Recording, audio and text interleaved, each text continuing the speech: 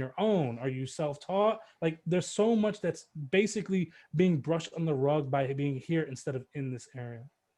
So I would really be specific.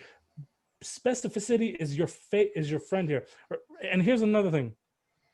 Your interview is where you explain your points. You don't need to write an essay on the things that you've done in your position. So you don't need long-winded answers. You need direct, concise points explaining I did X, Y, Z, bing, bing, bing, and these are my points. The interest, I don't know if it's really adding anything for you. I guess it adds a human element, but it can't hurt either, I suppose. I mean, it's just taking a space that you wouldn't be utilizing anyway. But if you had a way to like add some more points, I would definitely add that. And one thing that I kind of tell people, especially like if they're trying to get into a development position or to go into another, even adding the description of a project that you worked on, like I call that the hook, right? So you add a description of a project you worked on, you're giving a real world scenario of something that you've accomplished. Now, when you get into the interview, you can now control your interview. And a big thing with that is I always say, give your answers to be leading you where you want. You want to control this, right? So when they, for example, if they were going off your resume and saying, well, do you know JavaScript and Python and Java and all that good stuff? You could say yes, which is a very dull, boring answer. Or you could say, yes, I do know JavaScript and Python because I made this application that used JavaScript on the front end, Python on the back end. And I just wanted to challenge myself doing something funny. And I ended up pulling all the information to the front end using React. And this is how I did it. Now you've just given them 3 talking points to talk to you about instead of them going to, well, do you know Angular? Well, maybe you don't know Angular, but you know React because you just said that. Now they're going to dig in deeper into what you do know. So lead them into that controlled environment, because if I keep slapping you with love, eventually you're going to fall in love with me, right? But if I allow you to find my faults, then you're not going to stay as interested in me as I want you to be. So make sure we list our, not just skills, but our key points that we can talk about. And that's where we're going to grow in. But let's try and list them in this area here. Overall, this is not a bad resume. It does need some tweaking because I can tell you right now, I don't think this is going to appeal to the mass majority of hiring managers, especially the ones that I've met in Memphis. And these are the main things that they're looking for. They need quantification of what you've done. You're saying that you've done things, but you're not really utilizing this in this area. So explain that you're using this in your job. And I think this will go a long way with those tweaks. All right. And let's check out this resume here. So the first thing, I do like this resume somewhat. One thing, this is an on again, off again problem, but I don't think your resume should ever be 2 pages unless you just have a ton of experience and you're listing all those jobs and that experience out. You need to make sure if they're going to that second page, it's worth them going through that list. Otherwise, they're never going to see that second page. So that's number 1. Number 2, your summary does not need to be your autobiography. There's no reason why you need to have all of this in your summary. I think it's way too much. Okay, here's something I noticed. This number 1 biggest mistake I've ever seen. This is not a bad resume overall. Let me preface this. But this is a huge, huge, huge, huge, huge mistake. Do not ever make this mistake. This is the mistake that gets the hiring manager off your resume right away. And it's this: bolding your text in the middle of your text. So a couple things with this. Most hiring managers really hate this tactic, number 1. But number 2, many ATS softwares will throw that out. It will not accept that. It needs to be one format in the middle of the text. You cannot do this. This is going against you in a massive way. Remove the boldening on this. I guarantee you, you're shooting yourself in the foot in a huge way with this. And I don't say that lightly. If I thought this would pass for some hiring managers, I'd probably skip it saying, oh, maybe some like it, some don't. No. I know for a fact that this is not something that is very common to be used or appreciated. So don't do that. Also, your summary needs to be 1 line. Like, it doesn't need to be half of the first page. You just need to say, this is what I like, or this is what I'm into, or this is what I'm about, and that's it. Move on to the next. I do like this section right here. Yeah, I mean, the tools, you could list probably a lot more than IntelliJ if that's what you're going to list, like Microsoft Visual Studio Code and blah, blah, blah, blah. And I mean, if you know Django and Flask, then I'm sure you know Apache. You could list that as there as well. But this is okay. This, at least it helps you match buzzwords and things like that. So programming experience, personal projects. Okay. So one thing here, like you did this, I would rather have the dates next to the project so it shows the consistency in what you're doing, what you're learning. So I'm guessing this is an application, like this is a resume of someone that doesn't have real experience. So I would be listing the dates here to show like so I'm guessing you came from India, or you're still in India, or you're here from, launch code. So I think I have a feeling I know who this is now. All right. So you came from India, you haven't got a job in tech. So you want to show that these are things that you've been building over this time period and that you're active in the process, as opposed to just leaving it open-ended like here. So when did you do this? When did you do that? But I like the strategy of listing all the things that you've done, because now it's giving you things to talk about in the interview as well. I would try to have more of the buzzwords in here. If you can. I know you're using Timely, Bootstrap, and Node.js, but I would try to even maybe make one section listing every single language that you utilized on that project at the top, so they know to continue looking down. That will pique more interest, I think, in this scenario. I don't know why this is blue, if that's a choice, or it's not a hyperlink because I can't hover over it. So I would change this only because of the impression that I thought this was a hyperlink, and I was trying to see if there was a way that I could click to that project. So I would probably change the color, even just bold it to black. I think that'll do just fine. And innovation, okay, that's cool. Technical sales, used MS Basics. Same was made part of the standard process. So in this situation, because of your lack of experience, I would try, if you, especially you were here for 7 years, right? There must have been something great that you did at this job. Like, you have a win. No one stays at a job for 7 years and doesn't get a win somewhere, right? You did something that your boss was happy about, that you were happy about, your team was happy. Somebody was happy about something that you did. List that achievement there.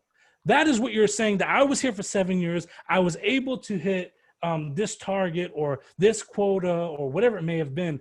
And I was like the top of my team or whatever it may be, or my boss was consistently happy with my, put something there to say that you were good at your job. Like, why?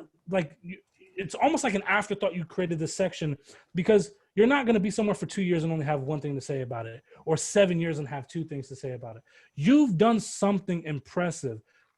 Toot your own horn here. Like, this, you have no other place in the world besides right here to say, I'm great at my job and this is how I did it.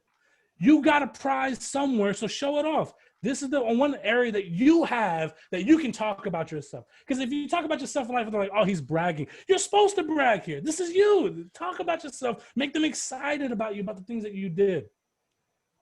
So Udemy course, okay. I don't necessarily think this needs to be on the resume. You could probably have it on, like, I know you're trying to pat it out to say like, hey, you know, I know some things about this, but I really don't think this is doing you any favors here, because at least from a development perspective, hiring perspective, we all know what Udemy is, right? So you're basically saying you finished a $10 course and you got the certs don't really account for much. You can throw it on your LinkedIn. I wouldn't really throw it on the resume though, but I would have this being number one, because that's basically where you got your technical education, besides your bachelor's degree, obviously. So this is where you got your technical education. I would lead with that first, as opposed to anything else. And I would probably go into a little bit of detail onto what you covered in the program, like what languages they taught you, what was your final project that you came out with. Give them something. And well, here's a huge mistake right here. You listen to this guy, you got a reference from him. That's terrible right there. You just shot yourself in the foot. I don't know what you're doing now. You ain't never going to find a job like that. But Ben, I like that guy. Ben's cool, but you know, this one. But overall, there's a lot that I do like about this, but we have some fundamental things that we need to fix. We definitely need to fix this section right here. This is all right, I suppose. The hyperlinks work. Danny, can you talk about what summary you would like to see? Like, what are you, when you say that should be a shorter summary, what kind of a summary are you looking for? So your summary should be a 1 to 2 line example of what you're about. So you could write something, I'm just kind of spitballing here. Active problem solver with excellent knowledge and proficiency in Java. I'm assuming that's going to be the language that you want to get known for, because that's what you have the cert in from Udemy and all that. So, I mean, I wouldn't even be listing, you know, like all this other good stuff if Java was the main focus right now. And I'd say excellent problem solver, utilizing tools in Java such as SQL, such as Spring Framework to demonstrate my abilities to complete tasks. Something very simple and sweet. Again, I totally just made that up. So I don't even know if what I said made complete sense or not. But I would be going with something like that, as opposed to, you have more points here in your summary than you have in your 7 years in your job. Like, there's that should be your first idea, to be like, okay, I have a balance off somewhere, because no one really reads the summary, and the main purpose of the summary is to answer the questions and the problems of what they're looking for in the job ad. Do they need a JavaScript developer? Do they need a Java developer? Do they need a Python developer? If so, I'd be tweaking my summary to say, I'm an active Python developer, I'm active Java developer. That's your answer to their question of what they need. They have a problem, you're the solution, and you're explaining in those 2 lines how you're that solution. That's your hook. So your hook is supposed to be the 1 line here, and then your project that you're most proud of that you can talk about in an interview. So again, I understand that you're adding extra projects to try and get, fill up the fact that you don't have tech experience. But I still think you should have more wins here. I think you're shooting yourself in the foot by not having that same thing here. But overall, it's, again, not a bad resume. I do like a lot of things that they explained here, like the developer front end, develop back end controllers. Like, it's very technical, but kind of give. And the other thing too is, like, if you have this code, like if you've made this project, you have it live, right? If not, upload it to Heroku, have it live, and have a little link here where they can go check out the finished product. Like, if that's what you really want to be known for here, do that. I would advise the same thing for your LinkedIn. If you check out my LinkedIn series, you'll see that advice as well, because I think you could totally use these projects in your featured section on your LinkedIn as your hook to get recruiters and employers checking you out. But I think that's it. I don't think I've missed anything to touch on here. I think that's everything that I would have thought about. I'd probably have this, and this is just being a realist. One of the major things that scares employers off, whether they want to admit it or not, is, do you have your visa to work in America? Especially when they see something like this. I would probably even have this like right above my work experience to say, hey, I'm available to work in America, and I've got all the paperwork that says so. And I don't normally advise that, but this is a unique scenario where that would be very important to do that. Hold on one sec. Okay. My son walked in like, who am I talking to? And then I was like, oh, doing another talk. But yeah, and this is just me being real, especially with the areas that we're in. They need to know that right away. So I would put that probably above my work experience, or maybe even like as my second line in my summary. I have my work papers. I'm ready to go. If anyone has any questions about anything I talked about, you feel free to ask them now, or I think we're doing an impromptu Q&A at the end. I don't know, but I saw a head shake. Yeah, but I gave 2 options. Yes. I almost called you something. I got to remember this is a mixed group. Yeah, we're going to go on to the next panelist. That was very comprehensive. I have a ton of questions myself, but I don't want to cheat any of the other guys out of their time. If we finish any time before 8:30 at all, we're going to just bombard y'all with questions, because I definitely have some, but I just don't want to cheat any of the other guys. That's all. But that was comprehensive. That was awesome. Thank you for that, Danny. So I see James is ready. He's not late. James, take it over, man. Not late, but I was on mute. All right, we're at 7:15 now. So funny story, when I first looked at one of these resumes, I was like, why do none of these like addresses and numbers make sense? That's not a real thing. Who's putting that on the resume? Completely forgot that Lawrence had gone ahead and edited these. So a couple of things. Some of the formatting may be off. I think maybe the original format in some of these might have been a PDF versus a Word doc. I'm not sure. So if I comment on things that are actually fixed in the real version, then it's still a learning opportunity regardless. So I'll just kind of run with what I see and do that. So I like the starting off with a description at the top, but I think it has to be done really well, because I hate generic, I like to work hard, or I solve problems, like those, like who, like if I ask you in an interview, are you a good problem solver? No one's gonna be like, yeah, not really. That's not really my strong suit, right? In a programming thing. So like I really want something that's really personal, that really is something very I just want to say I do not like to work hard. yeah, there you go. At least you're honest, and maybe that's part of your description too. I don't know. So I would really like, that's what I would really try to nail, is like, who are you as a person or as a candidate, and really have that be very special, because I think it can be valuable, but if it's generic, it doesn't help a whole lot.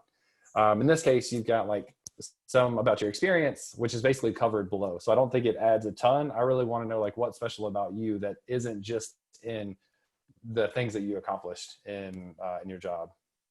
I like having a skill section. I think going back to Danny's point about like how long people look at resumes, I can tell you I've been there, and the first scan is like, yes or no, whether or not I want to look more. I'm also curious, this is kind of a later thing. I always recommend people to bold their things inside of their descriptions. And that's because, again, for scannability, like he talks about, if you mention these technologies up here, they should also show up in your descriptions for your different pieces of experience.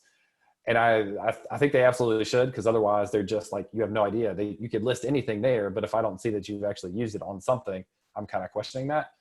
So my general recommendation is to bold those keywords in the descriptions to make them stand out for scannability.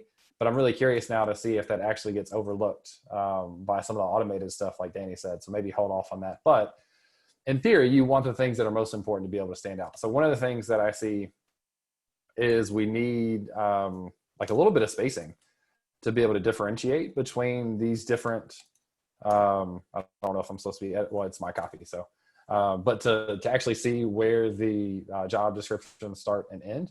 So I would just add a line in here to separate those. Also, just from a design perspective, and again, like seeing contrast in text, like these two things on the right being bolded is kind of distracting.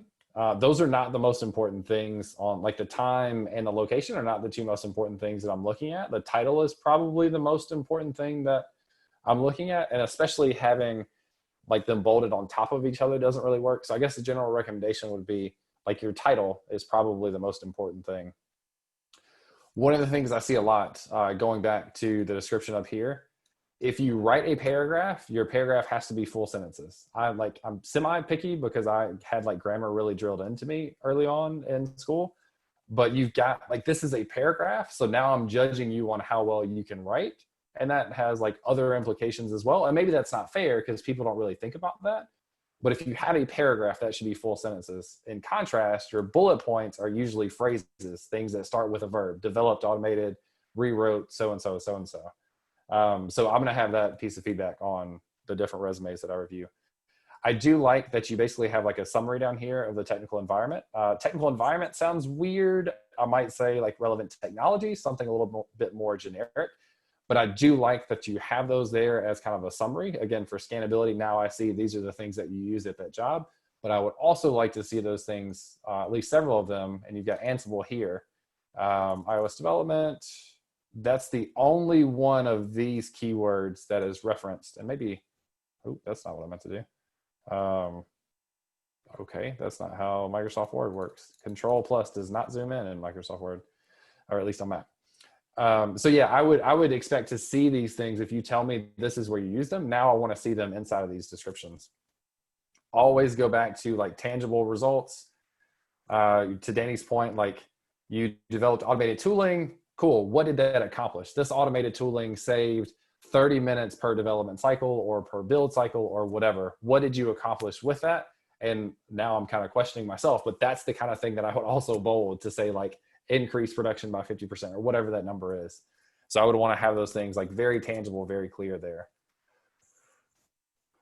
Same general thing down here. These, if you're referencing these, I see C#.net, but not MySQL, not Bash, not MS SQL. I would expect to kind of see those in the descriptions. Implement tooling in support of 130. I don't know what a corrugated box plane is, so I don't know if I can chime in too much there. You got Ruby on Rails, customized, deployed, localized. Again, I'm looking at like impact. Like every developer writes code, right? So what was the impact of the thing that you did, and what did you do differently than anyone else? But I do like having the summary down here. So just kind of scrolling down, my general recommendation is a one-page resume as well. It's really not that big of a deal to have 2 pages, but having one is always the general recommendation, and it's what I would prefer in looking. And I think down here, you're starting to get to a little bit too much details around the community involvement. And if part of your pitch for yourself is like, I'm a really active community member, that's actually a strong thing to be able to bring with you. Have that be the thing that you focus on as your description up here. Like, I'm a good developer, but I can also teach people, I can organize things, and I can lead in organizing events or whatever. So I would shorten this. This would be a lot shorter. Like you participating in GiveCamp is not impactful. Like, you were there. It doesn't tell me what you did. Were you an organizer for several years? I would list that as the one thing that's probably most relevant there. This seems like several different honors, not to diminish any of those, but most of these were 8 years ago, and also just not super impactful for me now. I think like to a certain point, it tells a little bit about like your character as a person, and your potential like leadership, but it's been a while and you've got several of them, so it's not quite as impactful for me. I would look for honors that are much more relevant date-wise, but then also specific to the type of roles that you're applying for. Those could also be one line with commas. Yeah, there you go. I think, yeah, and that like there's tons of different ways that you can take and kind of structure them a little bit different to save yourself some space and not overemphasize, because now it's getting overemphasized by it being 5 or 6 different lines. That's a great point. So I wonder, I don't know much about like student chair in this case, but this looks a little bit long too, but also potentially more impactful than honestly the honors up here. If you did coordinating and you dealt with budgets and you can get specific on that and really nail it down to 2 bullet points, that activity is probably more impactful for me. And I might raise that above the honors. And I might honestly, I don't know if the honors does anything for me at all. I personally might take that out, but if you feel strongly otherwise, that totally makes sense too. And the last part, again, same general feedback, performed research. Everybody at that job did the same thing, right? Like everybody that you worked with performed research. What did you add to it? What did your specific research change? What was the impact that you had specifically versus the other people that were there? Last little bit, I always I think this is actually fairly well laid out. I think with the bolding here and some spacing between them, I think it looks decent. I always look for like a little splash of color. Now the caveat is like, if people are printing it off, like you don't want to have a full page color thing because that's expensive and really inconvenient for people, but I like to have a little bit to draw my eye to. So maybe to Danny's point, if bolding is bad, maybe a color, maybe kind of helps like emphasize some of the things that you're looking to emphasize. So that is resume 1. And I'm at 8 minutes. I think I'm going to have time to squeeze in a third one, so we'll see. So the very first piece of feedback I have on this one is all of this stuff is way too long. There's no way I'm going to read that. I'm immediately overwhelmed at how much is there. And the main goal coming out of this would be to shorten that and really focus on the things that are most impactful. And we'll come back to some of those in a minute. The second piece about this is the description here. So I start off by giving years of experience, and then you end with my experience covers procurement, operations, sales, finance, IT. Interesting. And then you come down and you have a section without a title. That's really confusing. I don't really know what I'm looking at here. You also have referenced like procurement and at least procurement, you've got up here, and then you've got IT. So like this stuff down here, data extraction and that kind of stuff, that's really kind of embedded in that. So this whole section to me seems a little superfluous. I don't know where I came up with that word. If you don't have random words come into your head sometimes, that means extra and not necessary.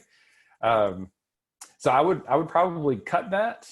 You could then remove this divider, and then you could have, I'm typically a big fan of having a technical skills section at the top, again, for scannability. These are the things for keywords, like to get through automated resume things, like you have to have keywords there. And so having those front and center, I think are really useful. And then for the actual person reading it, scannability is great. So I would personally delete this section. I would move that up. And maybe the thing to focus in here in your description is I'm passionate about enabling employees and departments to focus on their targets by automating a reporting process and analytics. I'm thinking there's a way to make that a little more impactful, a little more personal.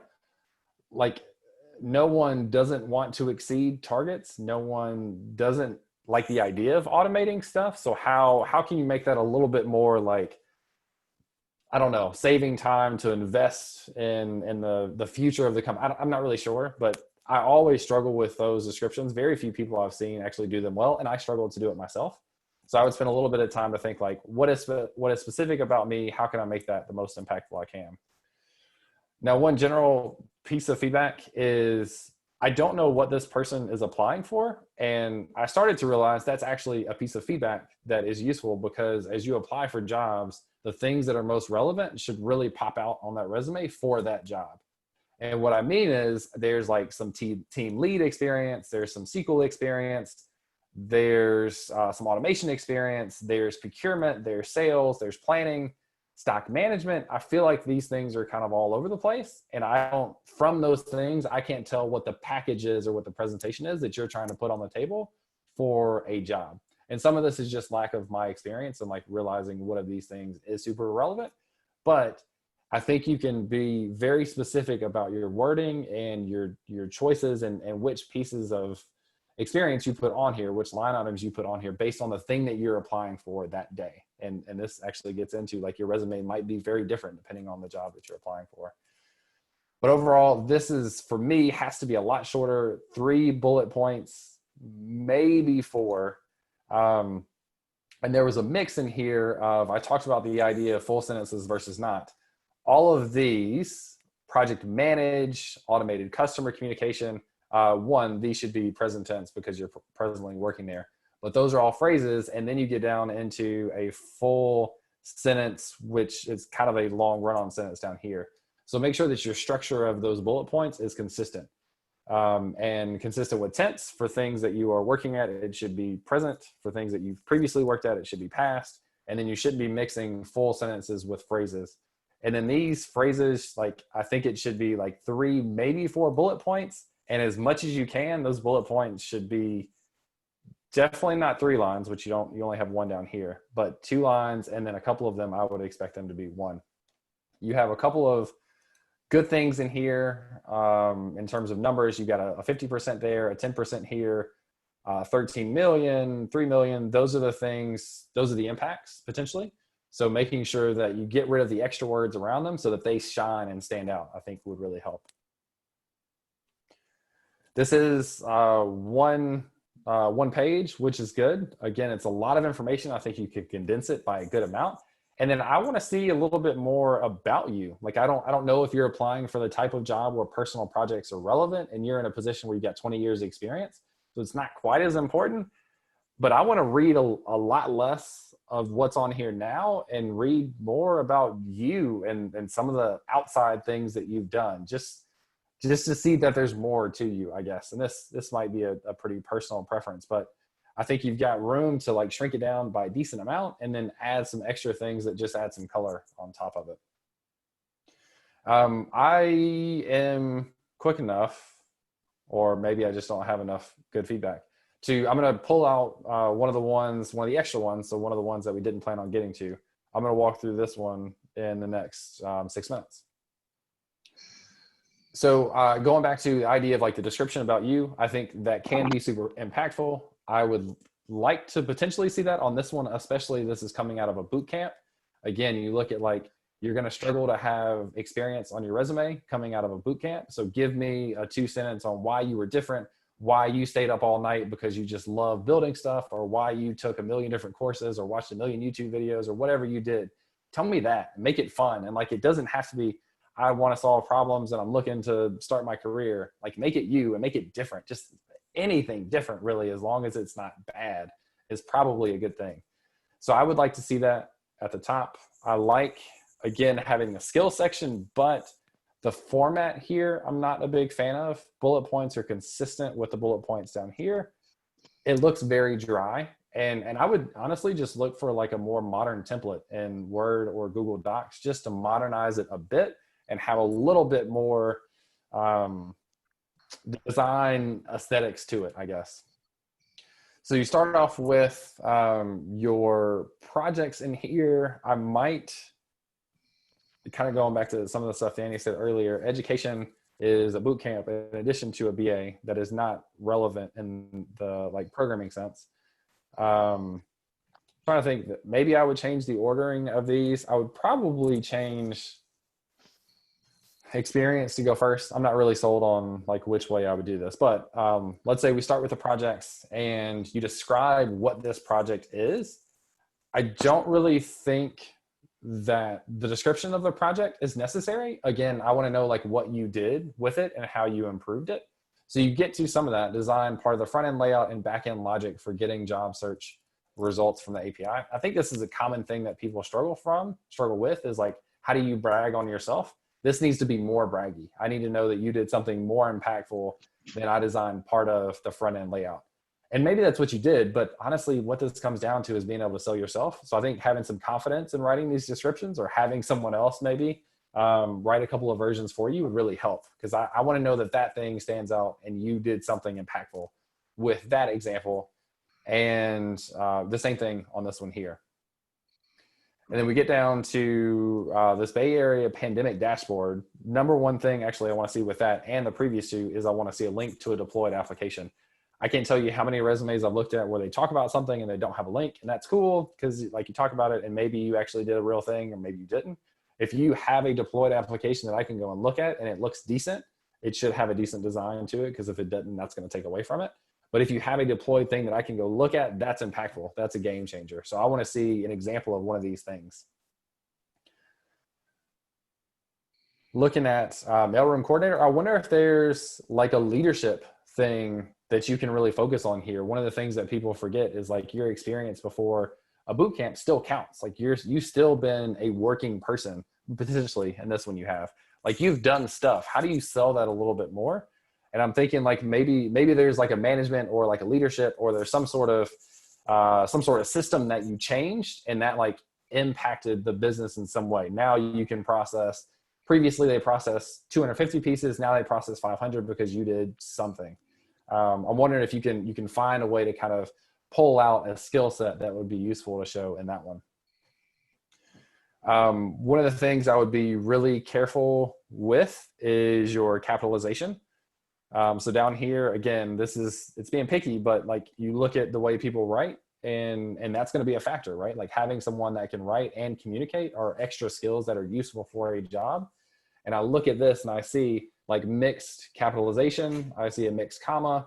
I see a period, and these periods don't go at the end of phrases. These are not complete sentences. Again, like I sound like a grammar or like an English teacher, but those are small things that I pick up on that I don't like, I guess. I don't know a better way to put that. So I would get maybe a detailed like grammatical proofread, get rid of the periods at the end of phrases, make sure your capitalization is complete, make sure you have all your commas, make sure you choose a consistent style with front end and back end and web development. Those are often capitalized. You don't have to, but I would recommend that. I think this is also a double space in between completed and A.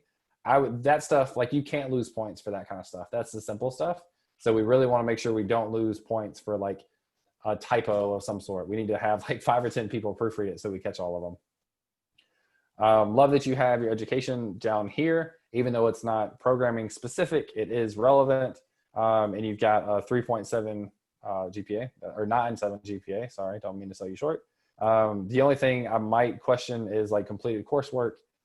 I assume this is kind of what everybody did. If your specific focus was speech and hearing, then maybe there's some way you emphasize that. Don't just be generic and say you completed coursework, because that's what everybody else did as well. How do you make that like something that was specific to the way that you did it? And I'm at 35, so I'm good to go. Wow, that was great. Thank you for taking on that extra, man. I didn't expect that. That was a last minute add-on. James just going the extra mile. I appreciate that greatly. All right, we are halfway through the resumes. We're going to take a quick timeout, and I want to offer anyone who would like to have their picture. I'm going to do a little screen share or a screen capture of my thing here. Just go ahead and turn your cameras on if you like. If you don't want to, that's cool. It's just for our Twitter and our Slack and all that stuff. We like to do the little picture. So, yeah, we're not going to make a big deal out of this. Pull up my snipping tool. George Spink would jump on me for that. Like, snipping tool, use the shortcut. Anyway. Do I have Yeah, I it? still use it. Do you? Anyone remember the shortcut? I forgot it already. Uh, I use it so much. It's Windows Shift S. Windows There you Shift go. S. Oh, that's super easy to remember. I should remember. I'm sorry, I'm too busy Command Shift 5ing over here in OS X.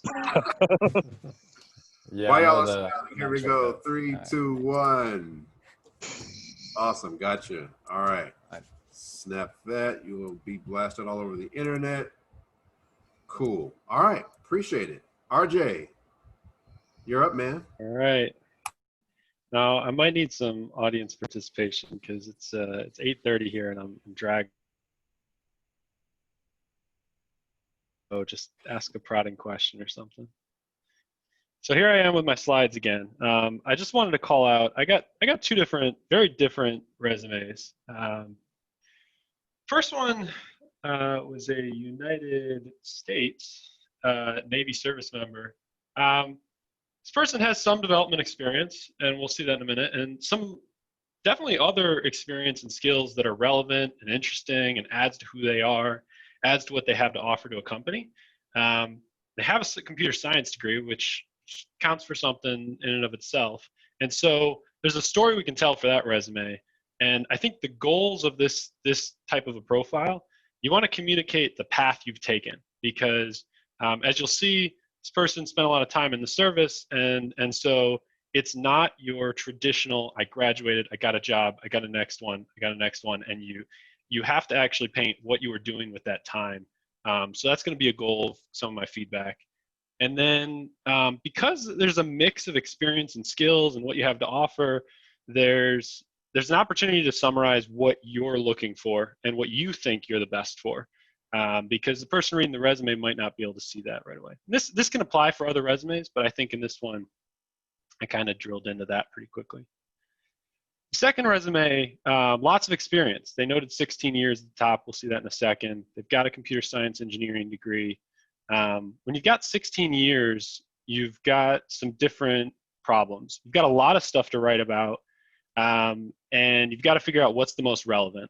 And what's the most relevant experience, skills. I mean, 16 years, you're really learning things. And I think a couple of people already said that, you've done something great. I think Danny said, like 7 years, you did something really great. You got to talk about that. So when you get a lot of those years of experience, the challenge is, or the goal is, to communicate effectively that you've done something really awesome during that time, or a few things, and bring that out. And then specifics. So there is a stigma. Let's all be very honest. When you get a lot of experience in software engineering, you get over the peak, and it starts counting against you. Like, oh, they have experience in the older way of doing things. And so there's some combat that you need to do there by calling out specifics that you know. And there's some great things about having well-experienced people on the team. So that's going to be some of the goals we'll see there. Okay, so I left this like this because I converted it to a PDF. I just wanted to call out that, yeah, sometimes formatting gets screwed up. So PDF it, make sure it looks right, and then send it. Because if you put it in a docx and then somebody opens it up with an older version or a newer version and it looks like this, that doesn't really make you look like you spent a lot of time applying for the position. This one is probably half my fault, half Lawrence, and not the original person. But yeah, it was worth calling out. So I'm a fan of objectives. I never write one on mine, but I see more and more that they help tell a story. And I think that I like to write cover letters. And so if you write a cover letter, you're explaining very much in like prose why you think that you're the great fit for the role. If you don't like writing cover letters, this is your shortcut. You call it out here. In this case, enthusiastic graduate, skilled naval service member, relevant exposure to software development. A couple of things get called out here.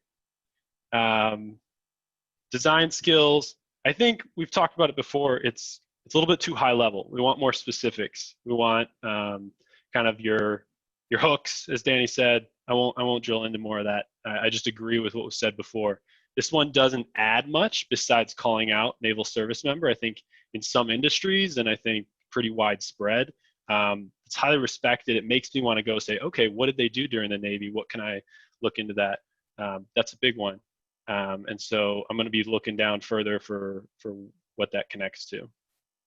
But I think they could have said more to that problem I was mentioning that needs to be solved is like call out exactly what you're trying to get the job in. Your objective is, this is a summary, not an objective. The objective is I want a job in this role doing this stuff because I have experience in this and interest in that. Like that's an objective. That's what I'm here for.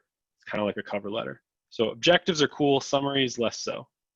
If I'm interviewing for one role, I'm gonna like Command F or Control F and start looking for the skills that I want. So if you summarize it here, I'm gonna like hit enter twice to get down to find the details. So this one didn't add too much besides noting naval service member for me. Quick step back on the formatting.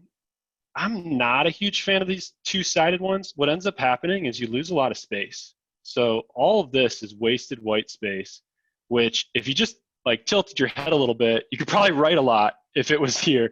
So like if you took out this and stretched it, all of a sudden you'd get another like 2 paragraphs worth of stuff that you could write at the bottom of your resume.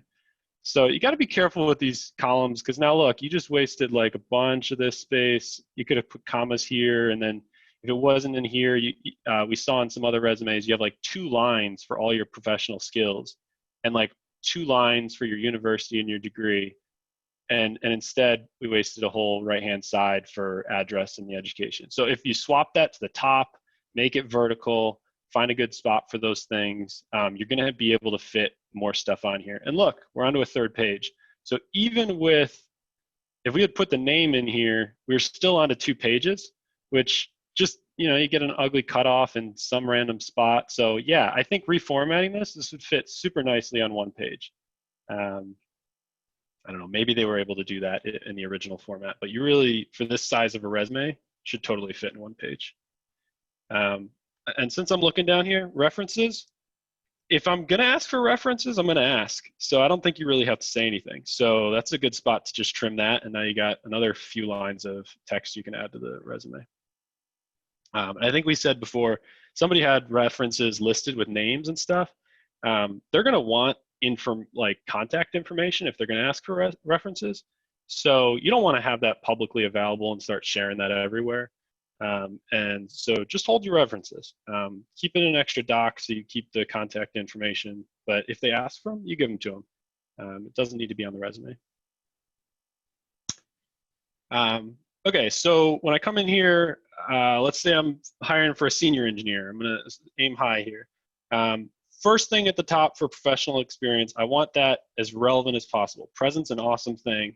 If it wasn't present, then I'd want something here that is what they have been doing present. If not, I want them to talk about why they haven't done it present. I want to see the story and work my way backwards. If I start seeing gaps, I'm going to jump down to the bottom and try and work my way up and say like, wait, so what were they doing? Like, why are there gaps or what are the excuses and stuff? So here, freight handler. Okay, we're all here for a software job. They've got a computer science degree. It makes me wonder, like, what are we doing freight handling? So I'm going to start asking this question, and then I see, okay, U.S. Navy. There's some overlap there. It looks like they were doing software development with the Navy. So I'm trying to like say, okay, they did 7 years with the Navy. At least part of that 7 years was doing some software development. But I'm going to try and like, mentally, I'm still trying to answer that question. Then why are we doing non-software development afterward? Is it that, hey, got to pay the bills, so this is what I'm doing? It's a good opportunity to say that ahead of time, to be like, let's call it out. I'm saying that this is what I've been doing ahead of time. I'm filling my time. I'm not idle. But my objective is software engineering, and this is why.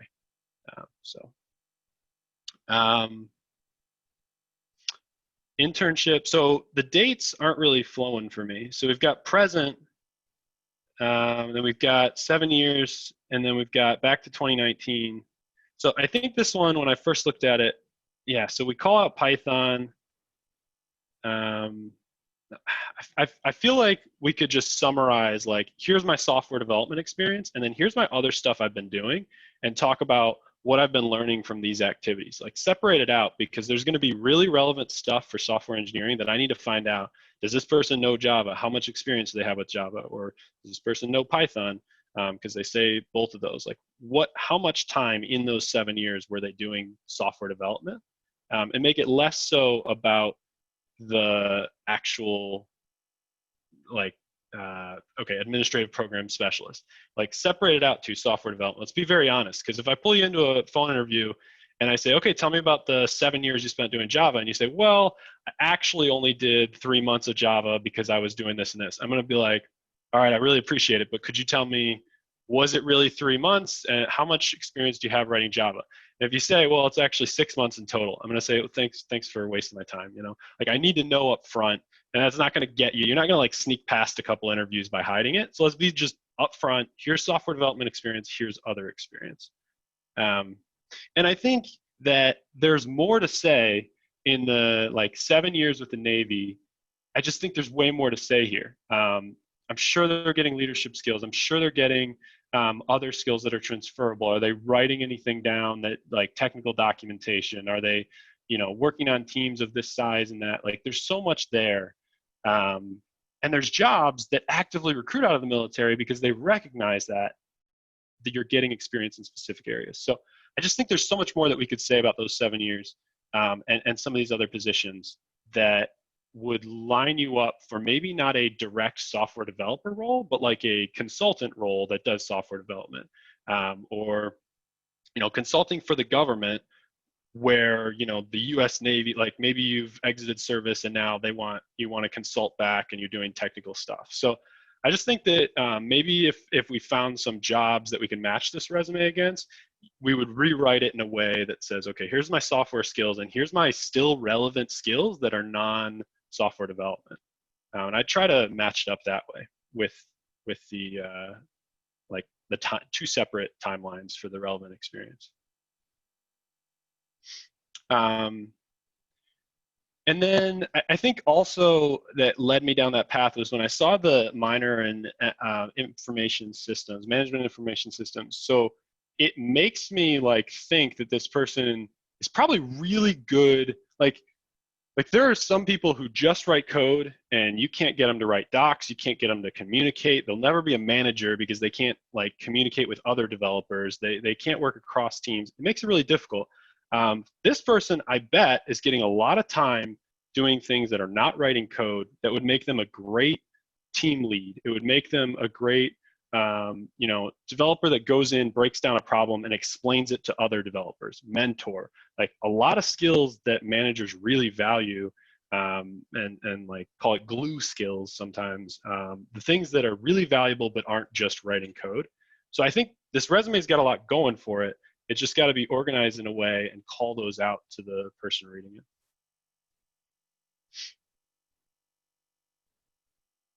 Yeah, and then specifically, I just think once you separate it out to software development skills and not, make sure that objective calls out, like, are you favoring Java? Are you saying hey, any of these work? Like, what's your strongest one? What are you shooting for? And which ones are the kind of the languages or frameworks that you did because you just wanted to, sometimes you learn another language to kind of compare it and learn the differences, but you always have one language that's your strongest. And so you always want to call out which one's your strongest.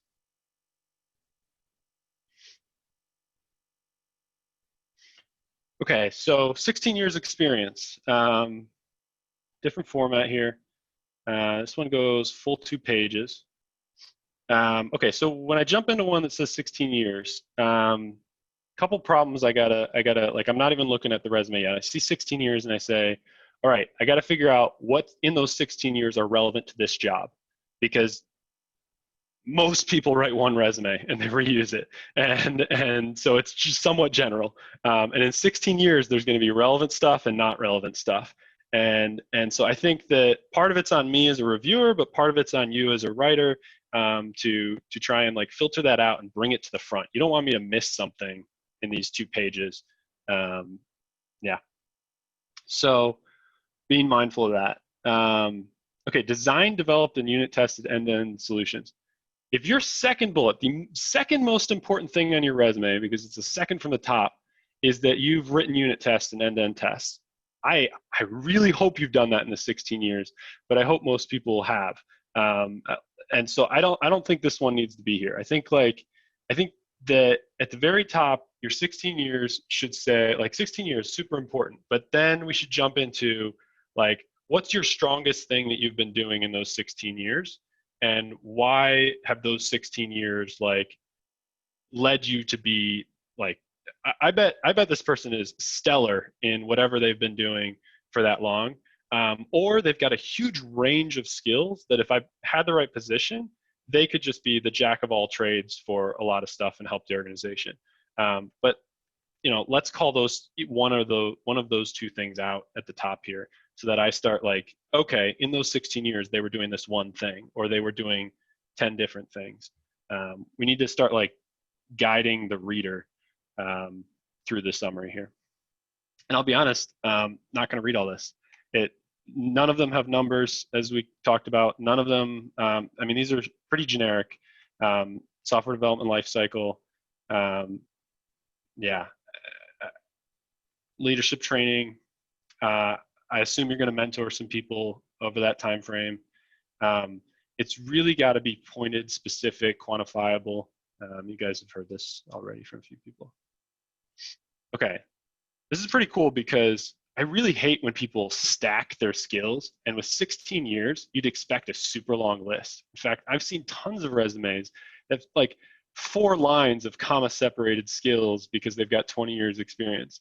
I absolutely love that they narrowed it down to like, listen, Perl, Java, Python, JavaScript, done some Groovy and C. Don't come at me with like Ruby. Like they've narrowed it down. It's very nice. I'd assume that Perl's their number 1 because that's the first in the list. Similar here. It's nice to see that it's not extremely long. And I can maybe ask them about like, okay, hey, that's interesting that you've got some like a lot of CMS experience, but maybe you've gotten some more modern APIs. I'm seeing REST and GraphQL. Surprised like SOAP isn't in here for 16 years, but it's nice that like things have been modernized. So let's see if those match up. Where are they in the resume? We talked about this. Yeah, so, okay, 7 years, interesting. So 7 years doing a consultant role. So as a hiring manager, consultant, that can mean a number of things. It looks like there's a number of projects within those 7 years. It doesn't say the order of the projects. Yeah, so the cutoff is here. So everything on this section is 7 years long. We don't know if 7 years ago they were doing Spring Boot, or if the past 6 months they've been doing this CMS. I think this needs to be broken up into the specific projects so that I understand how relevant is some of this experience. I wrote Java like 4 years ago, but if I put that on my resume and said I know Java, it's like, well, that was 4 years ago that I was writing Java. I'm not really a Java developer anymore. So already in this first section, we've got to split this up and say, what is the most relevant stuff for the job they're applying for? And if they have been doing something that's, say, like 4 years ago, they haven't been doing it since 4 years, but they're applying for a job with it, like, let's call it out like, hey, I've been doing this and I kept up with it, and make that case. Well, there's so figured.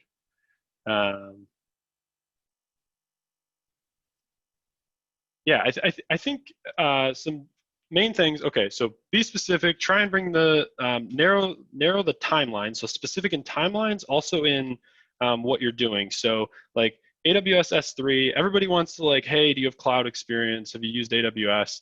But I don't know if they used S3 in the Java SDK for this specific thing and it took them a month, or was this a long project that ranged, the 7 years? I don't know. So we need to quantify that and make it more relevant. Or again, that's going to be the first interview question. I'm going to say, hey, I saw you were doing AWS. Talk to me about that. How long were you doing it? And if it's like, oh yeah, I used that because we had to upload some documents and there were too many for me to manually do in the UI. It's like, all right, I'm glad you got to see the SDK, but if it was a one-time thing, call it out. Okay, so going back, we're 7+ years now. We've got different stacks, I think. Let's see, MVC, we've got JavaScript, we still got some Perl. But up here we were doing CMS work. It doesn't say here if they were doing like front-end CMS. They're implementing new documents, cron jobs, data migration scripts. So back-end, I assume data migration, maybe that was Perl, SQL, Java for the SDK. So if we trying to connect, like, are these different technologies now? Like, is this still relevant for the job they're applying for? I'd try and trim this down. I think, can't speak from experience yet, but when you get this much experience, like, is all of it still relevant? Can we trim some of this out all the way back down to here? C-based HTTP server, like, do we need to call it out? I already started trimming like my entry-level roles for my resume to keep it down to 1 page. So I'm gonna not read any of this as a recruiter or like a hiring manager, because I don't think any of this is gonna be relevant. It's different technologies, different backend systems, and it was 15 years ago. Yeah, I think that it's important to list your education, even however long ago it was. I think this is like a personal, everything I've said is personal, but like this one, I like to see whether people started out with the degree or not, or how they came. I like that journey, but when you've got this much experience, and as I just said, we're trimming things, you've got that many years of experience, it's worth just noting that you do have the degree, but you can minimize that if you need space, if you have other things that you want to keep on. It's one of those that becomes something you can trim when you've got that much experience. Yeah, I'm not a stickler for format. When I'm reviewing, I'm like I said, I'm command F'ing, I'm searching for keywords, I'm reading the bullets. I just want to call out, there were a couple things that people said previous to me about the number of bullets. I'd say 3 to 5 is what you want for your positions, generally depending on how long you've been there. And they should be ordered by the most important one. Most people will only read the first one. Some people will read the second one. And like next to no one's going to read the third. The fourth and the fifth are there in case they really love that position and they want to know more. Or you've got a diverse set of stuff that you've been doing. But I think we can summarize some of these, or take the ones that are the most important. Yeah. I think that's it. Wow. Once again, fantastic. I have so many questions. I'm just having to hold back. I'm like, wait to the end, because there's a couple of recurring themes that I'm seeing, and I would like to hear a little bit more on solutions, but I'm holding my tongue. We're going to get to that. I think we're looking great on time. Steve has already been dropping a ton of great advice over in the chat. If you guys aren't reading the chat, open that up. A lot of good stuff there. Speaking of Steve, over in Disney World, must be nice, man. Where's your mask? No mask. Floor is all yours. I'm letting the beard do all the work. All right, let me see if I can share screen here. Which one do I want? I want this one.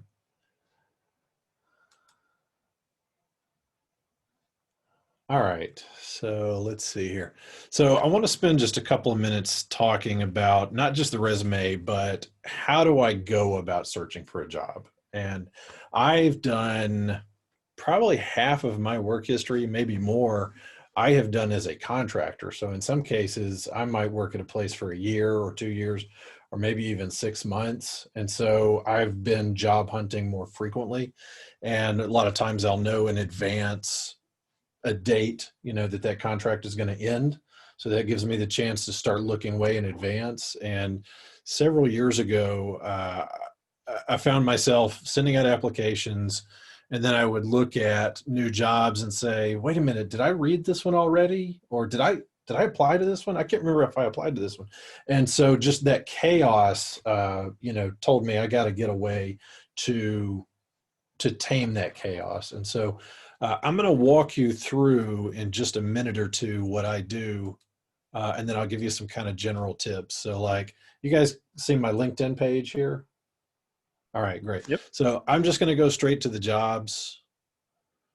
And I'm just going to put in Scrum Master and Birmingham and hit search. And Can you maximize that or full screen that? Yeah, absolutely. Is the text big enough? Do you need me to blow up the text a little? Yeah, you can zoom in a little bit too. That'd be awesome. Okay. Let's see if I can go a little more there. Yeah, there we go. Is that workable? Yep. Thanks. All right. So I don't really care which one of these I pick. I'm just going to pick one. And at least in LinkedIn, if you click on the main title here, it'll take that out to its own page so that it's not, in frames, which makes it hard to print. And so the first thing I'm going to do is look at that and say, what's the title? How are they describing it? Because even for something like Scrum Master, it's very straightforward, but people will name things all kinds of crazy ways. So I want to look at the name of the company, where it's at, and then I'm going to right click in here and I'm going to print this as save as PDF. Okay. And so I'm going to hit save here. And I've got a folder, job search, job descriptions. And so in here, the way I name this file, I'm going to put the date and then an underscore, and then there's the title. Scrum Master Project Manager is the way they listed it. And then I use semicolons to separate these things. So I've got the title, then I've got the company. Actually, in this case, I know that that's a recruiting company. So I'm going to make another semicolon just to make a gap. And then I know it's Birmingham, Alabama, semicolon. I know that's a contracting company, semicolon, and I got it from LinkedIn. And so before I hit save, I'm going to grab all of that stuff except the date. I'm going to control copy that, and I'm going to save that. So before I do anything, if they call me or email me and say, hey, we're Seneca Resources reaching out to you about this Scrum Master Project Manager, I've got all of the information from that saved. I've got it in a folder. I can go back and pull that up. I can't tell you how many times I was embarrassed by somebody getting back to me, and then, and I thought, oh, I don't have any of the details. I don't remember what the things are that they were looking for. I don't know what they emphasized. So I'm going to come back in here. I'm going to put in my date, same way, and I'm going to Control V my thing here. And one of the options it's going to give me is split text to columns. And I'm going to choose semicolon, and bam, there we go. So it looks like I need to move it a little bit. So I'll drag this over, get the title in the right place. I just clicked in the wrong one to begin with. So we don't know who the company is, but we got it Birmingham. We know who the contracting company is, or the recruiter, and we know we found it in LinkedIn. And so I put an X in the block here for, did I print the description PDF? And what's my status? If I go ahead and apply, I'll put submitted in here. And so I know that I've done that. Okay. So here's my system. Let me see if I can blow this up a bit too. So I've got my date, and then latest date. If something new happens, I'll put a new date in that second column. I've got the title for the position. I've got the company. I've got the location. I've got the recruiter, if that's relevant. I've got the source where I got it from. whether it was Indeed, ZipRecruiter, et cetera. If I happen to know a particular person's name or that person's email, I can put that in here. If there's a job description PDF, I put the X in there so that I know I've got that saved. So everything that I've done, I've got logged in here. And I've got some data at the top of these positions. So when I get one of these back and I get an email that says, oh, we don't like you, you smell funny, I'll say, oh, that email's from Ascension. Well, I can go to my filter here and I can look for Ascension and I can find their entry and I just gray it out. Oops. I didn't mean to hit that. All right. I gray that line in and I put in a no or a closed or something in the status line over here. So my little math tells me I started this way before the end of this contract because I knew, you know, what my end date was going to be. So these go all the way back to 5/28. So I've got a formula up here that tells me net work days between the min and the max in this column. So I know I've been searching for 84 days. This calculates number of applications per day, 2.3. Total of 198 applications, right? And then over here, I got 37 no's. Do I care? I do not. This rolls off my back like water off a duck, right? And at first I was dragging all the gray ones up in the top so the dates are all kind of mixed there. I quit doing that, so I just keep the dates in line. And then I just alternate the colors whenever I change a date, and I kind of go the light gray, white, light gray, white, light gray, white, just to make it easier. And things that are kind of hot leads, I keep in green or yellow. Or if I have a concern about something, I put the yellow. This does an enormous amount for me. It helps me to know that I'm getting something done. So, you know, you could apply to things all week long and just have nothing to show for it, you know. So things that I would give you as kind of takeaways out of this, I'm actually applying to 2 other states, like Texas and Florida, even though I may or may not be willing to move to those states, right? But that gives me 2 places that I can experiment and I have no repercussions.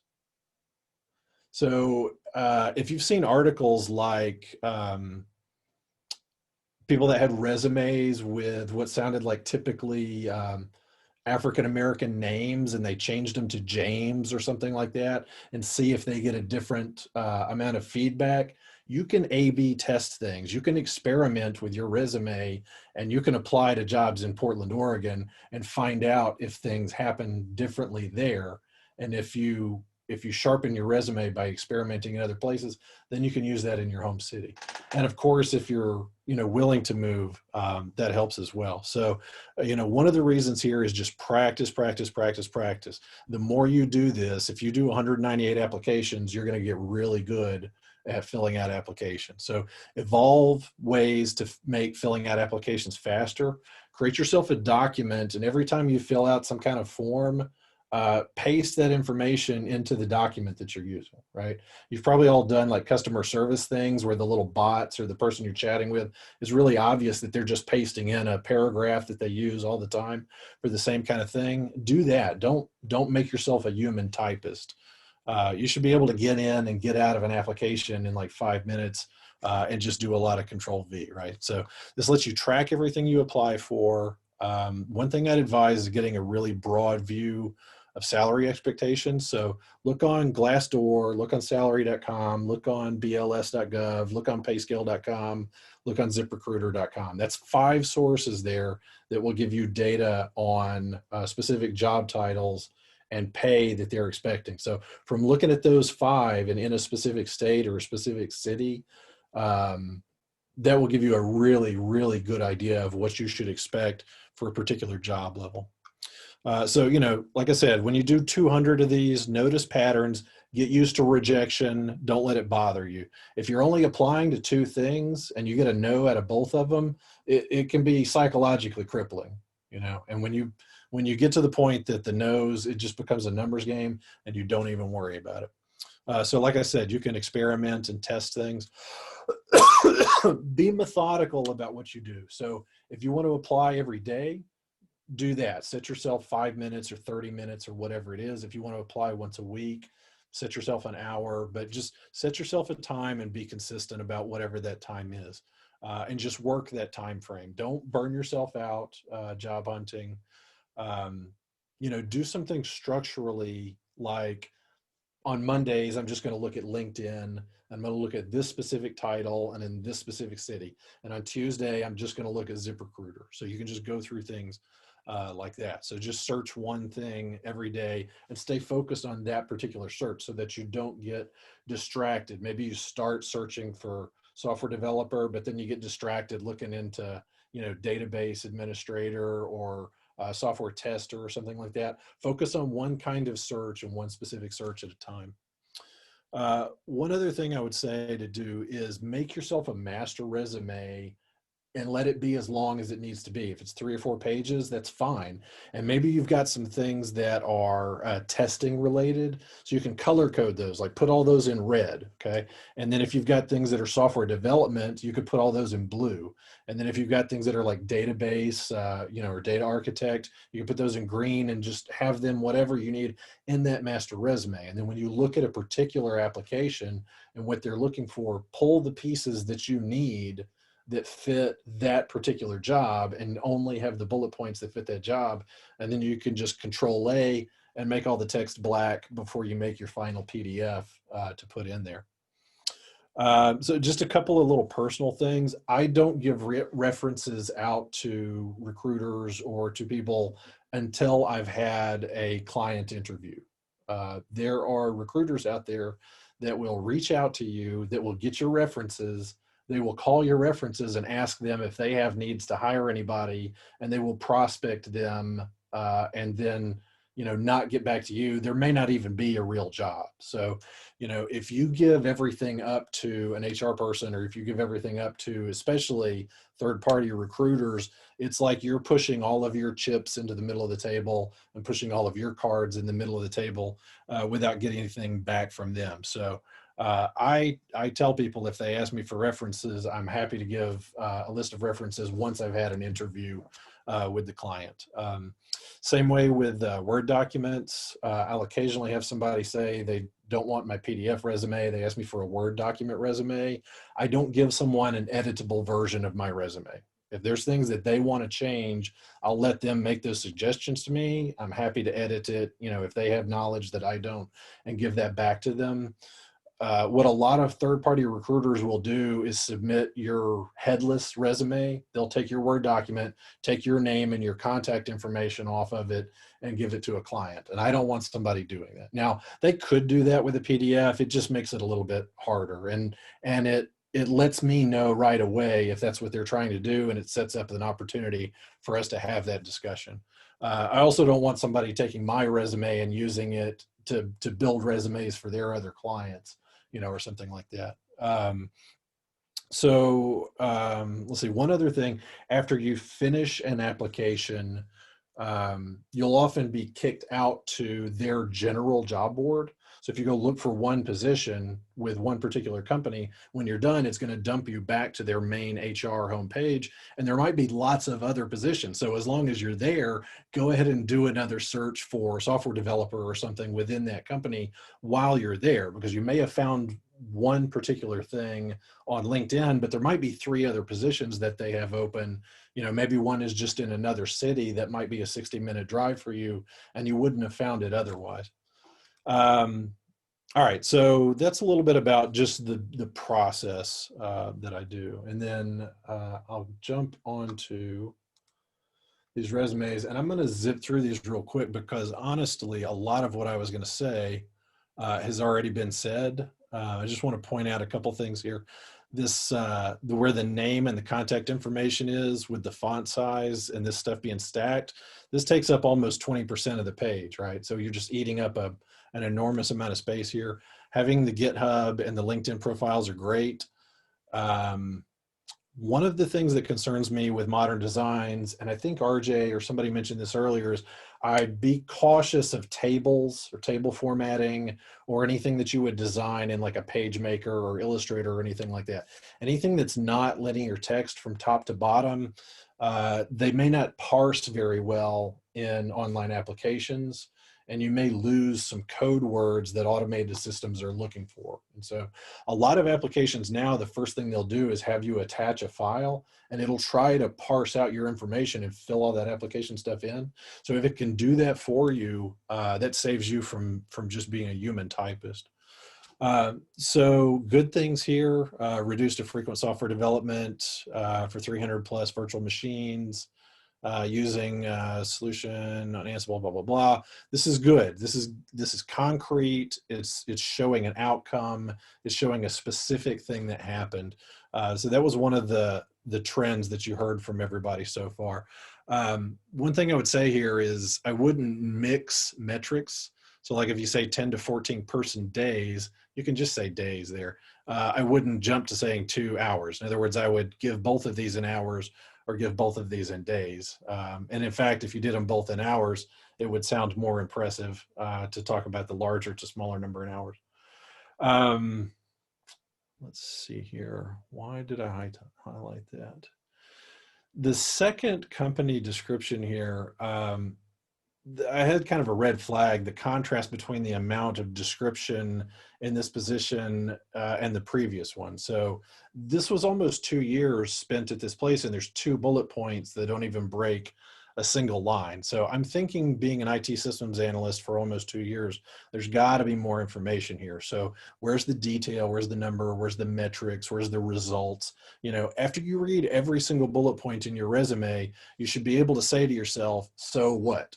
Why do I care? Like, why did I just read that bullet point of information? And that's one of the things everybody touched on before. I would say in your education section, if your GPA is good, if it's 3.0 or better, include it. If it's not good, you know, leave it out. No big deal.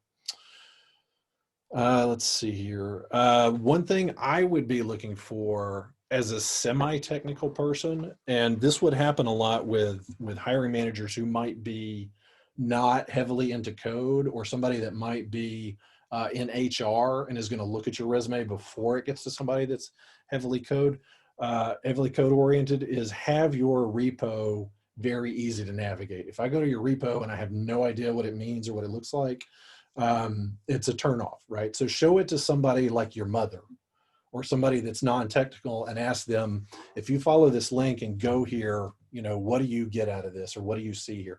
And so one of the things I'd be looking for is a downloadable executable that I can actually use, or a link to a working site, you know, an MVC or something like that, or a good README file that I can get into and tells me something about how you write, how you document, how you comment things. One of the things out of both this and the other resume that I saw was this phraseology, like just for fun projects. Let me pull the other one over here too. Where did I see it? So, okay, the very first bullet point up here, upon startup displays the homepage of a fictional small business. It doesn't matter that it's a fictional business. I don't need you to tell me that it's a fictional small business. What matters is the result. What is the thing that you built? What does it functionally do? And the reason I tie those two things together is watch out for language that minimizes what you've done or minimizes your accomplishment. Take out any kind of language that apologizes for what you know, or apologizes for, you know, a lack of something or lack of experience. They will find ways to poke holes in your armor if there are some.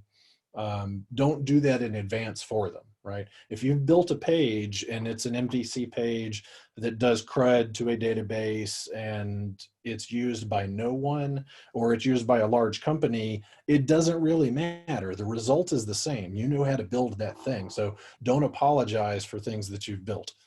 So this is a little different. This is kind of like the functional resume format that I was talking about, as opposed to going through a reverse chronological history of work.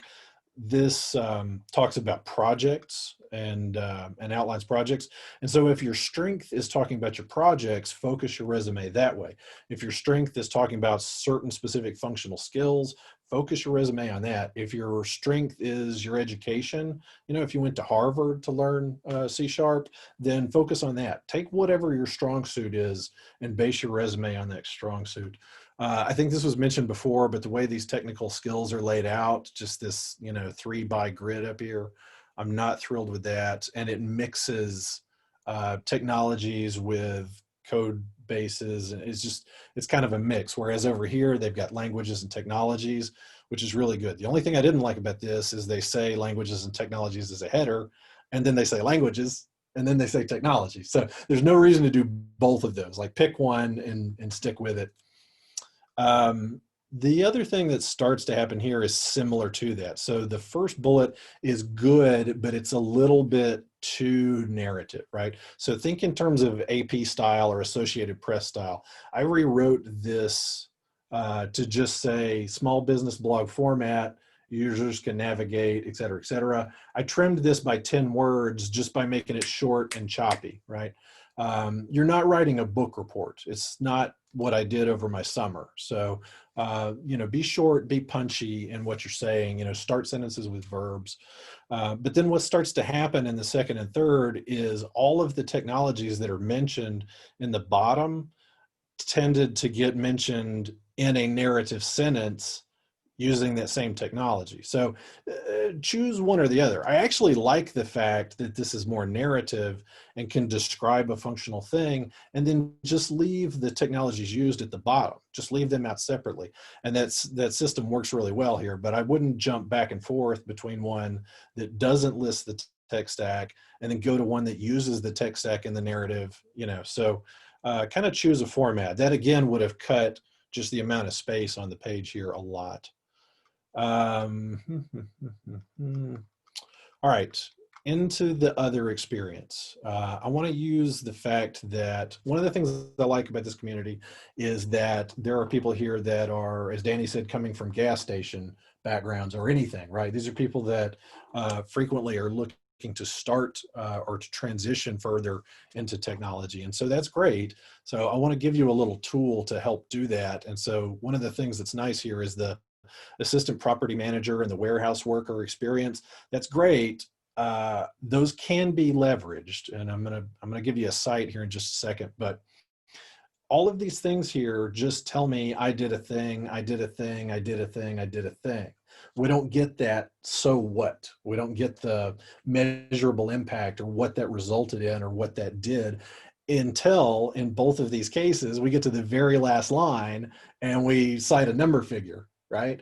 That needs to go right to the top. So anything that you've got a concrete number on or that you can put a metric on, collect revenue, decreasing delinquency from 80,000 at higher to less than 10,000 in 1 year, that's what you're looking for. And so float that to the top and same way down here, performed inventory of $10,000, bump that to the top. All right. Get down to the bottom. Another case of burying the lead. So graduated SUMA. If you graduated SUMA, you need to include your GPA up there when you're listing your education, right? So don't bury the lead. Don't bury the good stuff. All right, so I'm going to drop a link on you and then I'll shut up. So this website is ONET Online. And it's spelled exactly like it sounds. O, the letter O, netonline.org. I will copy that and paste it into the chat here. What this is great for is they've already taken apart every job that anybody's ever done and broken it down into its constituent skills. So what are the two things that were listed for us here? Warehouse worker and property manager, right? So if we go in here and search property manager, someone has already broken that job down. And here's a bunch of, it gives you suggestions right there at the top, property, real estate, community association managers. I'm going to click on that. And then this tells us 27 tasks that are involved in doing that job. So if you're struggling to think of bullet points for how to describe things that you've done, there they are. They're done for you, right? So here's tasks, here's technology and skills that get used. You can expand this. There's 17 pieces of technology that you may have used in that job, right? Knowledge, you can expand this. There's 13. Skills, you can expand that. Abilities, here's all this stuff where you might be thinking, well, I just did this dinky Walmart job. How could this possibly relate to being a software developer? All of those skills are out here. So go find these things, right? Detailed work activities, work context, job zone, education, et cetera, okay? And the same is out here for the warehouse worker, okay? So go find that, find the job that you've done that you think doesn't relate, then go look up software developer and do the same thing and pull this up in a separate tab and go through and look at these things and compare them side by side and find everything that was involved in being a warehouse worker or being a property manager that relates to a specific skill that they're breaking down here for software developers, right? All this work has been done for you. All you've got to do is go pull these two things up and look for the similarities, and this will give you things to write in your resume to help you leverage non-technical or non-coding positions into skills and things that you probably would have never thought of that you can list in your resume that somebody will realize you've done that can apply to that technical job. All right, that's all I got. I'm out of information. Wow, that was awesome indeed. Got a whole seminar there. Thanks a lot for that, Steve. And that spreadsheet, that process you have definitely puts my little dinky spreadsheet to shame. So I'm waiting on the blog post on that one, man. I need to see some more details. I guess I'll watch my own video, whatever. There you go. We have a few minutes left. If it's all right with y'all, I would love to just kind of lightning style shoot through a few questions. And I've got like 6, but I'm just going to do one. And I want to open up to anybody who submitted their resume, have a chance to ask a direct question of the panelists. So my question is, this could be to anybody, just kind of quick lightning style, because I saw this this kind of came up a lot tonight. Please describe your formula for how to write a bullet point when it comes to job experience. I've seen a lot of variety, a lot of different forms, but I think there's, for some of you at least, there's a kind of a standard format. If you follow this kind of format, you'll usually nail it on the head. Any or all of you that want to answer that? All right, I'll try and take a stab. So start with an action verb, follow it up with something that's relevant to the job you're shooting for, and put a quantifiable thing on it. If you're able to add in a keyword that someone's going to be searching for, like React or Java or Spring, and so it would be like developed REST APIs using Spring to build I don't know, and then you put a number there at the end. I almost had it, so that you understand how big of an impact that had. Slap a number on there. Yep. Yeah, I second what RJ said. His frame of mind is almost exactly like mine. And if you're still seeing my screen share, so here's what mine looks like. So all of mine, I think, start with a verb: embedded, cut, increased, conducted, influenced, contributed, served, radically improved, organized, created, coached, taught, shifted, then data analysis. But almost all of those start with a verb, right? So embedded with a $3.2 million data solution software development team through their Scrum Agile transformation. There you go, right? Cut average cycle time from 45 days to 10 days and grew customer self-scored satisfaction by 166%. Boom. It's one sentence. It gives you the context, starts with a verb, has a concrete number in there that's something that you can quantify. Fantastic. Anybody that submitted a resume, any questions you would have, feel free to mic up and jump in there. We got just a few minutes. I want to give you that chance. Of course, again, on Slack, you can ask questions all day, all night long. But while we got these guys here in one place, feel free to jump in there.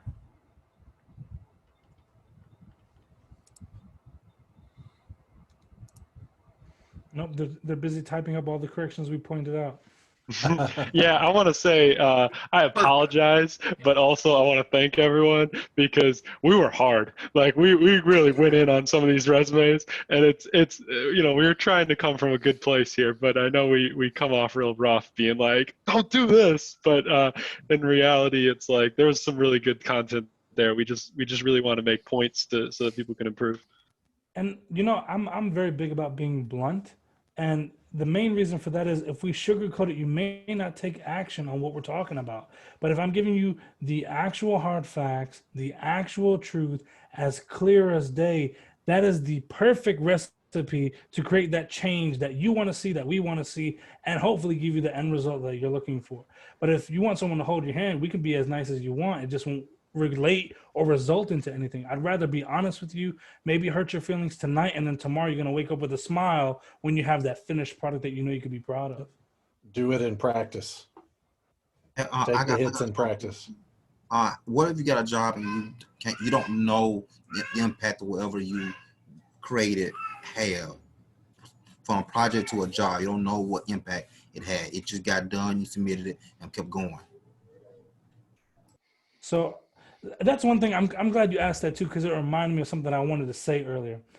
One thing that I don't understand in all the resumes that I've seen, are you telling me in 7 years you never got out a pat on the back for anything that you've done? Like if you worked somewhere for 7 years, you didn't get a one time from your boss saying, hey, good job on that.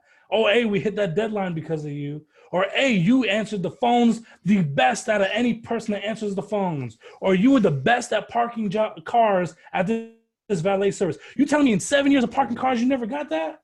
It's impossible. You would have been fired.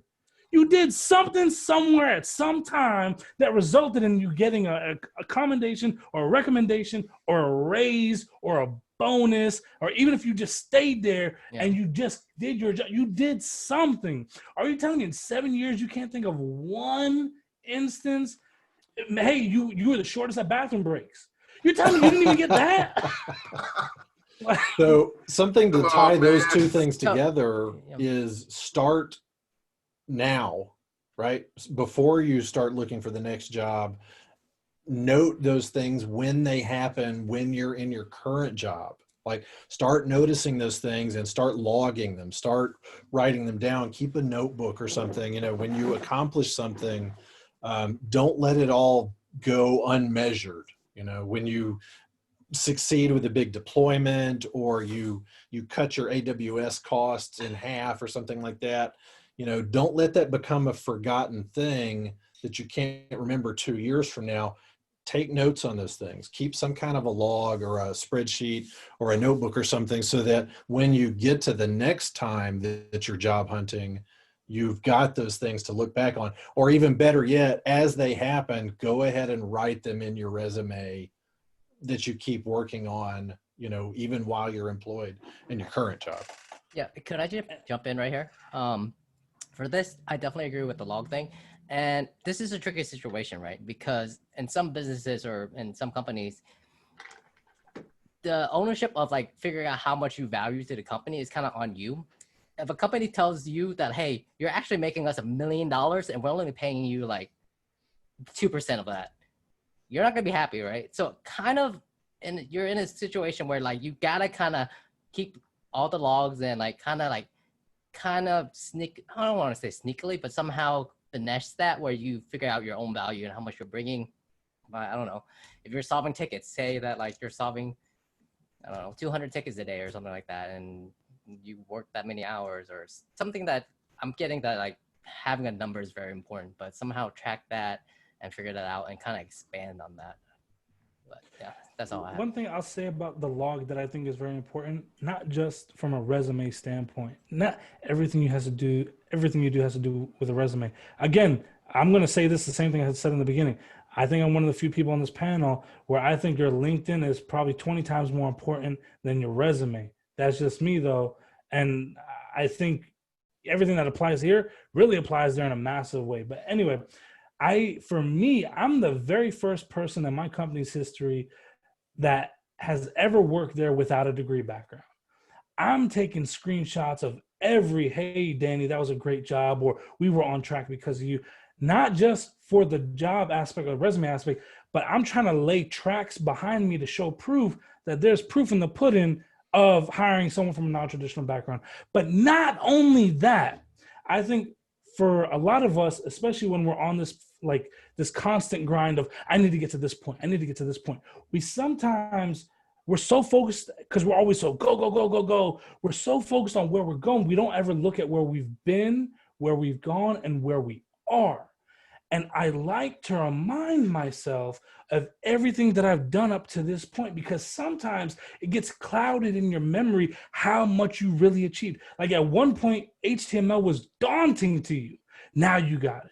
At one point, CSS was insanely difficult to you. Now you know it. At one point, JavaScript was tearing your butt up, and now you know it. But because we're always so go, go, go, we lose sight of that. We forget all these monumental points that you crossed. So for a mental aspect, I love having that to remind myself of how much I've personally achieved. So anytime I get into those moments of like, man, I don't know if what I'm doing is really counting, or if it's a monument, like amounting to anything, or am I getting anything from this? I'll look through that little photo album I have of screenshots, and I'm like, you know what? Yeah, I am killing it. I am. Why am I down to myself? I'm killing it right now.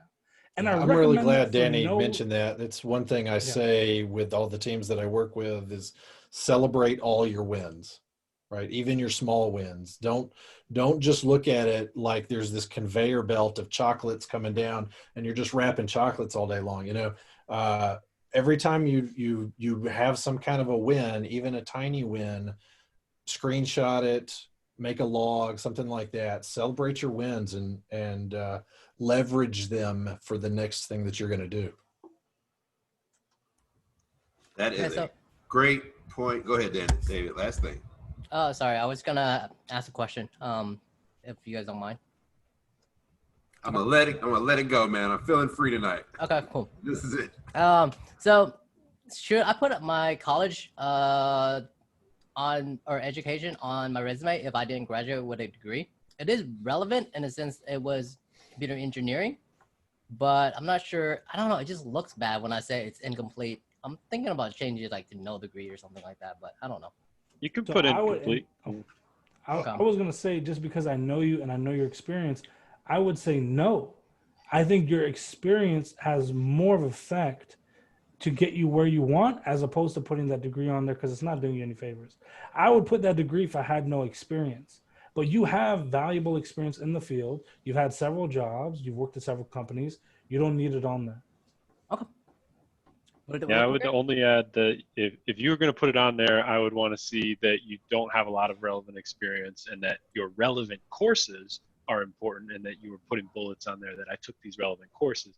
If you got experience and their courses aren't even relevant anymore because now you've got on-the-job experience, I agree with Danny. Okay, cool. All right, thank you. Do you have time for another question real quick? Yeah. Okay, so what do you do? So for me, my, like sort of what I'm interested in and my experience, in my current job, like I was sort of being groomed and mentored to join the Devops team, and then they decided to outsource all of our jobs. So I have a year of learning all of those things, and then a couple years of like IT work before that. But all of the jobs for DevOps want like 5+ years. And I'm really interested in that. And I don't have strong enough stuff to show for like a front end job. So I'm sort of stuck in a weird position. Just wondering if y'all have any advice. Where it's like what I want to do, I just don't have enough experience, even though I have pretty good experience in it, if that makes sense. So I've said this so many times that I might as well trademark it at this point, but I was offered several jobs before accepting the job that I wanted in tech. All of them wanted way more experience. The job I have now wanted over 4 years of experience. My rule on applying to jobs is if you know what they're asking for, apply. If you know at least 50% of what the requirements are, apply.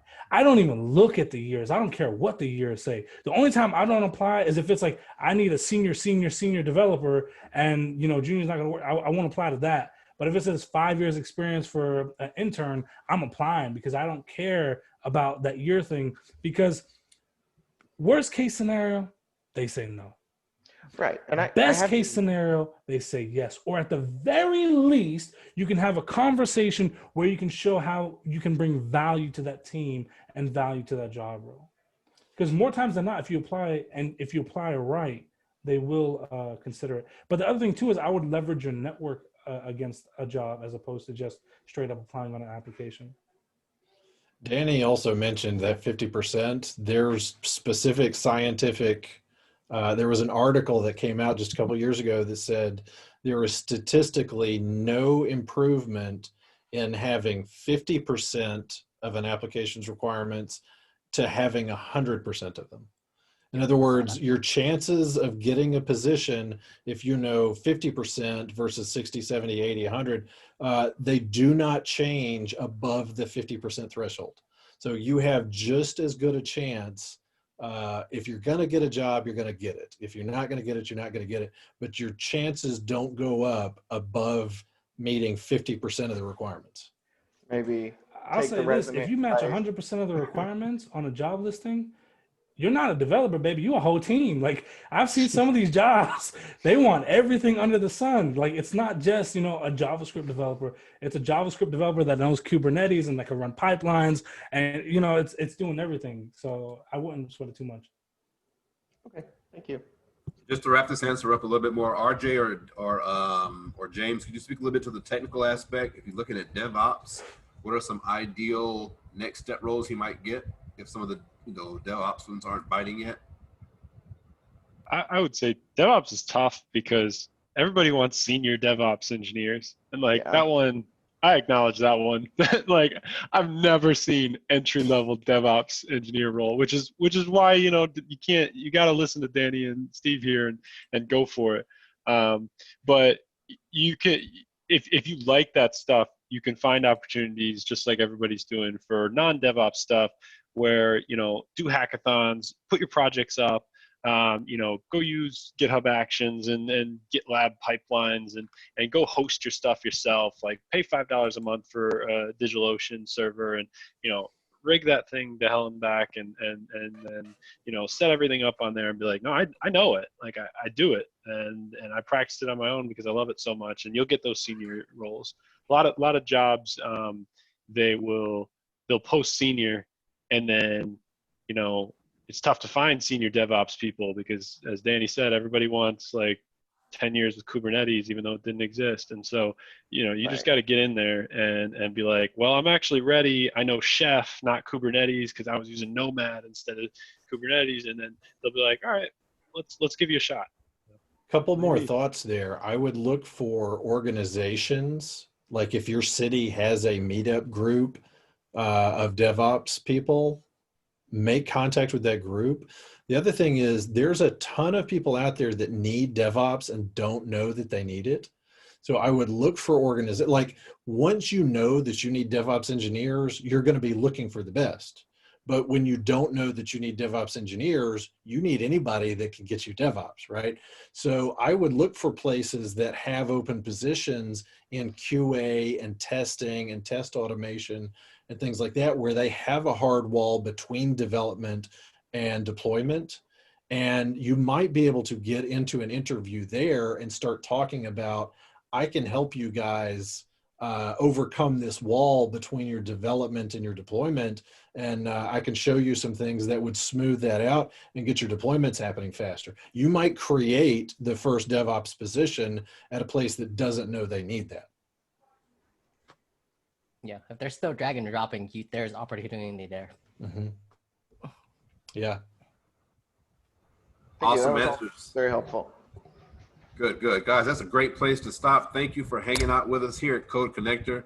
Once again, we would love to see you on our Slack channel or any of our social media channels. This has been another Code Connector meetup. Thanks to these awesome panelists. Huge hand to them.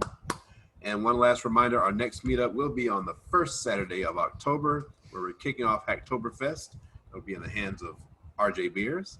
Y'all have a great night. Well, thanks, guys. Thanks, I'll be everyone. reaching out to you guys once I finish my resume and then tweaking it. I learned a lot today, which is awesome. Glad to help. I'm excited. But great job, everybody. That was awesome. I know we gotta get a video clip of this and share to the world. So hopefully we'll get that out. I got a ton of notes I'm posting to the Slack channel. If y'all see anything that I missed, just sort of add to it or whatnot. But y'all did awesome. JC, you never miss anything. Good night. See ya.